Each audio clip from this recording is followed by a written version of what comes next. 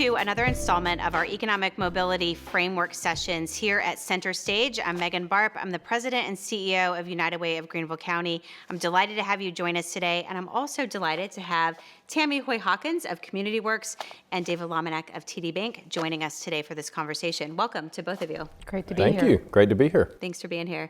Tammie, we're going to start with you.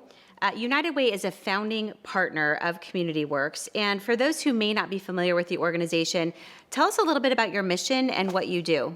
Absolutely. Well, we were founded, like you said, in 2008, really focusing on affordable housing and asset building and wealth building strategies. And between the United Way, the City of Greenville, and Greenville County, we really came together to focus on that here in Greenville. But we're very much focused on access to capital, in particular underserved and underrepresented populations, people in communities of color.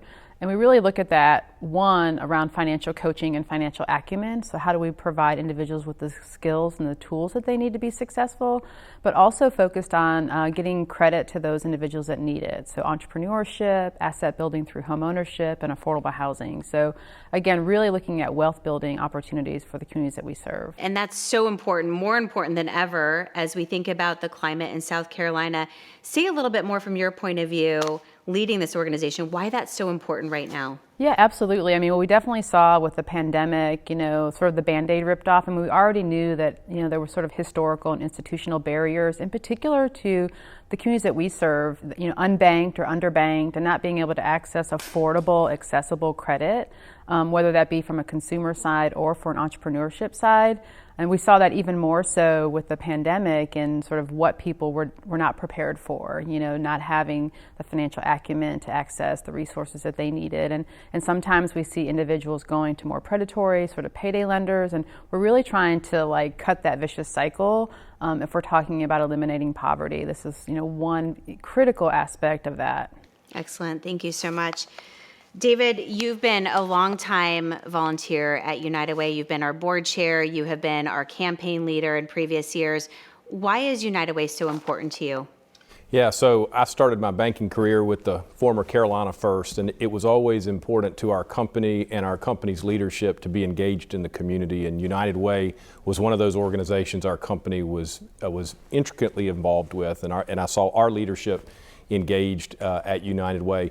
In addition, I was seeing other people in the community that I held in high regard very involved at United Way. So I began to get involved and truly, over the years learned how important United Way is in this community. And, some of the things that still resonate with me today about United Way and the work is, number one, what we clearly know is that when people are having challenges in this community, there's usually not just one challenge with that family or that individual. They need services probably from a handful of organizations to truly move them forward. So United Way kind of helps bring all of those resources, those wraparound resources to support people in the community. Number two, United Way is clearly always going to be focused on the here and now. What does this person need right now? Is it a roof over their head, or is it food on the table right now?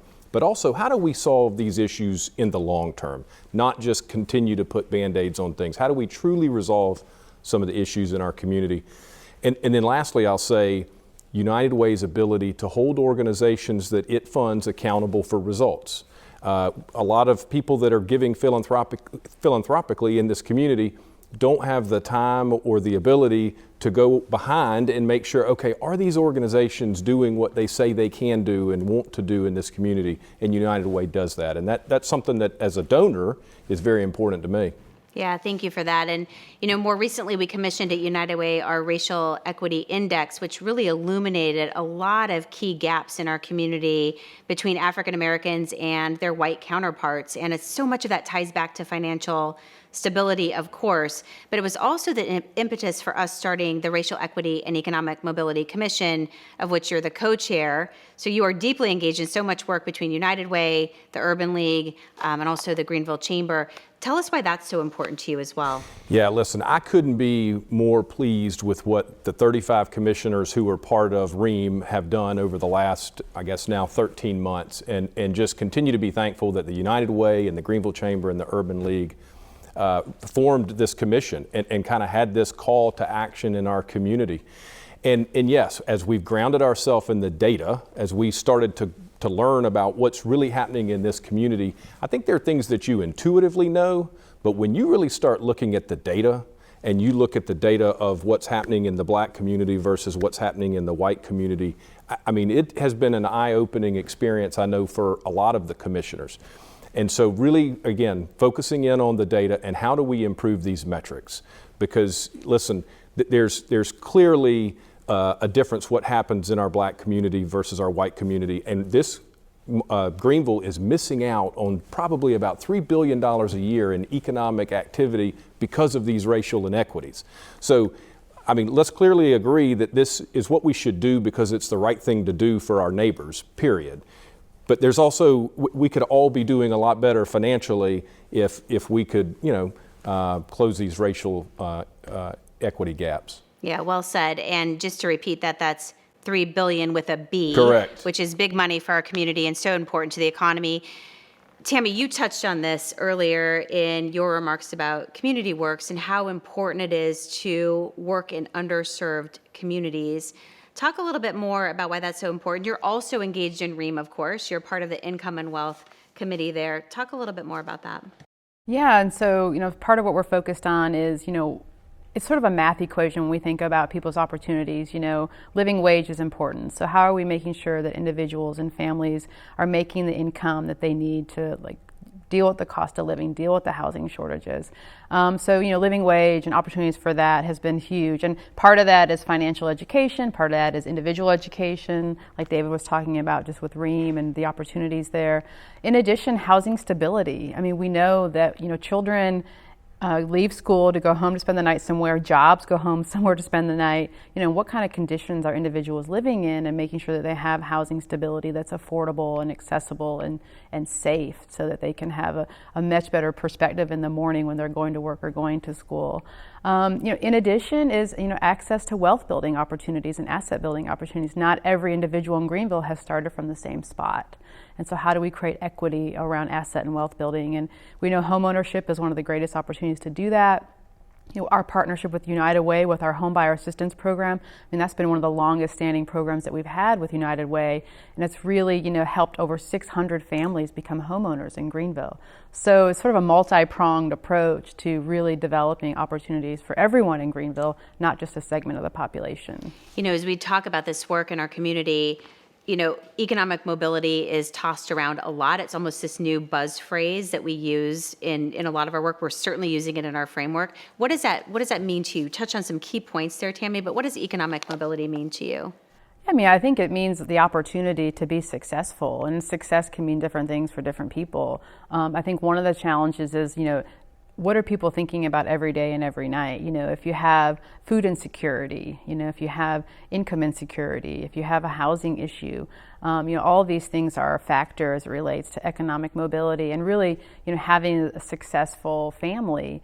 In many cases, it's also your lived experience. In financial education and financial acumen, we learn that adults did not learn from their parents and so on and so forth, because they haven't had the type of relationships, the banking relationships, the type of opportunities to really grow.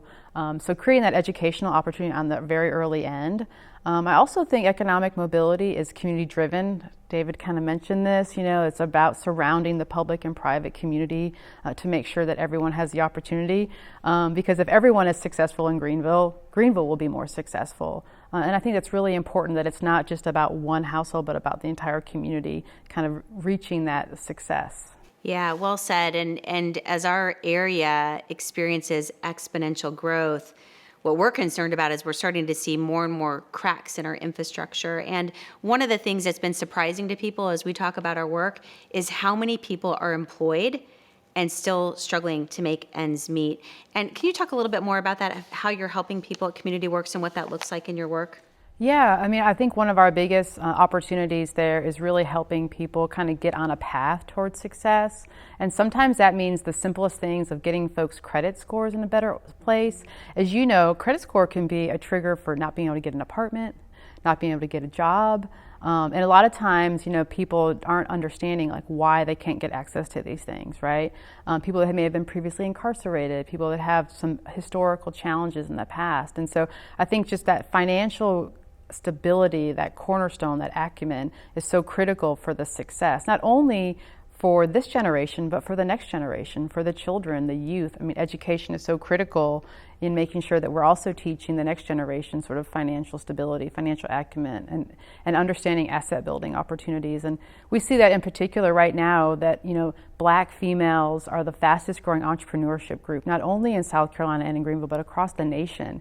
And so a lot of those women have said, well, wow, I can actually make more money, I can build an asset, I can maybe pass this down to my family. So really, entrepreneurship has been a key cornerstone in thinking about wealth building in a different way. Yeah, thank you for that. And, David, in your work, you've been such a champion of affordable housing, of financial stability, of race equity. Where do you see the real opportunities for us as an upstate to improve in these areas? Yeah, so a couple things, and Tammie mentioned this, that the Income and Wealth Committee of REAM are really focused on home ownership. And we all know that is one of the best ways to build generational wealth. And you talked about starting from the same position as your counterpart, your white counterpart. And a lot of times not having that home ownership from a grandparent or a parent is, that's you're starting behind. And so how do we help increase the opportunities for home ownership? And the other challenge that we're clearly having in downtown Greenville that cities across this country are having is how can you build affordable housing in city centers where a lot of times those are where the jobs are, right? So affordable housing then bleeds into transportation. Do you have a reliable transportation system for people who are living either in the city and need to get out to a job that's outside the city, or vice versa? How can people get into a city center for a job? And Greenville has a long track record of success with public-private partnerships. And I'm just a big believer that that's ultimately how you get things accomplished in a community. It's usually not just one entity or one organization. And it is going to continue to take that kind of partnership in the public sector and the private sector to generate these affordable housing units, because supply and demand right now is not necessarily going to let you do that. Things are uber expensive. And so we've got to figure out ways to incent and entice developers to build units in downtown Greenville and have those for affordable housing units. Yeah, it's interesting as we think about this work, Tammie. I think about all the great examples that you gave of how CommunityWorks is in the community in a meaningful way. We also know that we can't program our way out of all of these challenges. So when you think about the role of policy and advocacy, is there anything interesting happening in South Carolina that we should be paying attention to as it relates to financial stability? Yeah, no, that's a great point. I mean, as you said, we can offer programs, and I totally agree with David. Public-private relationships are so important. The employer, the employee assisted, a lot of different things that we're doing around home ownership and home buyer assistance. But yeah, I mean, I think looking at policy initiatives, both locally, we've talked about affordable housing as one, kind of incentivizing developers to be more active and being more inclusive and diverse housing choices in their developments. From a planning standpoint, look at the planning and zoning regulations to see how we can make sure locally we're incorporating affordable housing in every development that we've done. I mean, imagine, 10 years ago, if every development had 20% affordable housing in it, how many units that would mean for our community right now that matches with the workforce. From a state level, there are some tools that a lot of advocates are working on with state tax credits to try to really incentivize affordable housing. And then we're also looking at, what are some of the systemic and institutional barriers that are causing poverty, that are causing people to have bad credit scores or getting in that vicious cycle. And we know that, sometimes high cost lending, and that's something that we're combating with our partnership with Self-Help Credit Union, working with you guys on financial education, is that how do we reduce those high cost 350% loans to individuals that get really caught up in a vicious cycle. And in many cases, those types of locations are predatory. They're in Black communities, they're in communities that are poorer or lower income. And so again, making sure everyone has access to the financial services that you or I or David have access to is super critical. And CommunityWorks can be one solution to that, but from a policy standpoint, if we could create that across the state, I think it'd be much more beneficial. Yeah, there's so much power in knowledge, right? And I think that's been a surprise for a lot of folks also. When you think about there is no cap on interest rates in the state of South Carolina, and per capita, we have more predatory lending institutions than any other state. It's a lose-lose, right? So really doing some meaningful work around there, we really appreciate that as well. And something I think that is so important for folks who don't know, the South Carolina Fair Credit Lending Act is something that I think we should all be paying attention to as we look for those upstream solutions in this space. So thank you for your leadership in that as well. Absolutely, and I think that South Carolina, unfortunately, Georgia and North Carolina have stricter rules, and so a lot of folks end up here, and so it makes it even more challenging for our residents and really stripping wealth from families and households. Yeah, definitely something to get engaged in. So thank you for that. Well, Meghan, and I'll just jump in on the financial education piece, because that is something that we've all got to work harder to improve the access to financial education so that people know what is available to them. And I think what y'all do with VITA, and I don't remember the exact number of returns that you're processing each year here in Greenville, but a lot, and making sure that someone who walks out of the United Way VITA office with a check, and let's just say it's $5,000, how do we help arm that person to use that $5,000 in the best possible way for them to create, more revenue, more wealth, So those are the things I think that we can all work a little bit harder and a little bit more closely together to improve the education in financial literacy. Yeah, you're absolutely right. So that is one of the reasons why United Way formed our Opportunity Center, is to do exactly what you're describing. And thank you to TD Bank for being a stellar investor in that, but really helping people dream for the future or pay off some of that high interest debt or get stable housing. That's so crucial. But you can't underestimate that financial education. You're absolutely right on that front. So critical to that long-term success. David, when you think about a call to action for this community, with where we are, we're on every single top 10 list around the country. We are also on the top 10 list for one of the hardest counties to climb out of poverty in the country.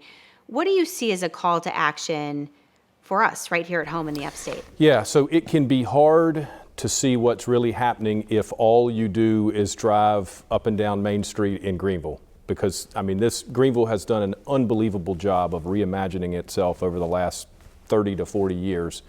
And you're right, we are on every top 10 list. But you only have to go a few blocks off of Main Street to find yourself in a part of Greenville that's not living the same way that Main Street is.